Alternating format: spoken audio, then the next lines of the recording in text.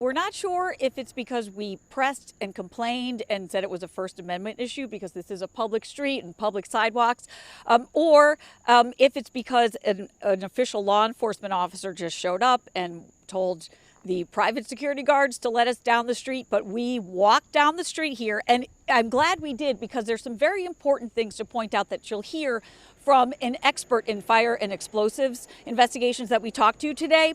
First of all, one of the things this expert and an NTSB spokesperson said that they'll be looking for is the saturation, water saturation in the ground, because these gas lines can be corroded by water. And there is an inlet, I can't think of the word offhand, but you can tell water runs through here.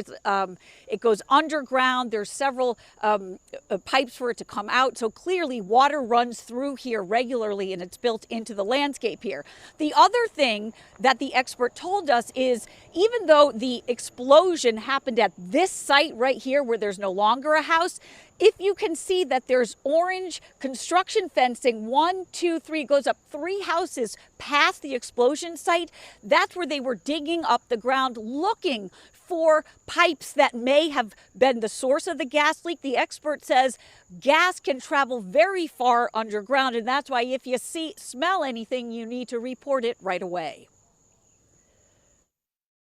As a general rule, very widespread and uniform damage is consistent with a fuel air explosion as opposed to a bomb. The scene now surrounded by a chain link fence. More than a dozen other homes in this neighborhood sustained damage. The debris field is extensive, and the NTSB has launched a probe of its own. To get to the root cause of the incident, to see what, if any, changes need to be made nationwide. What does that entail, and what will it look like to residents who live around here? According to fire and explosion consultant Richard Summerfield, it means seeing federal agents on site as they search for the source of this natural gas event and then search for what caused the leak in the first place.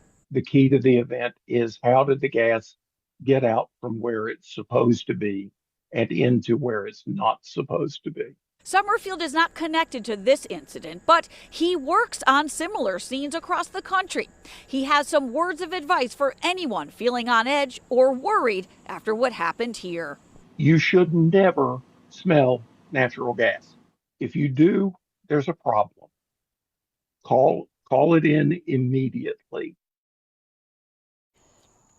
So the NTSB spokesperson told us their investigative team arrived on the ground Monday, will likely be here for about a week, and some of the things they'll be looking at and have been documenting include ground saturation, and there's a culvert and underground stream that's built into the landscape here.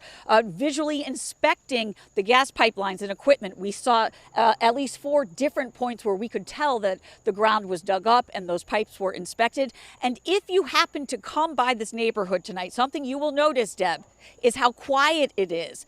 At least 12, possibly as many as 16 homes are not inhabitable tonight because of the explosion that happened here. Reporting live from Bel Air, I'm Kate Amara, WBAL TV 11 News.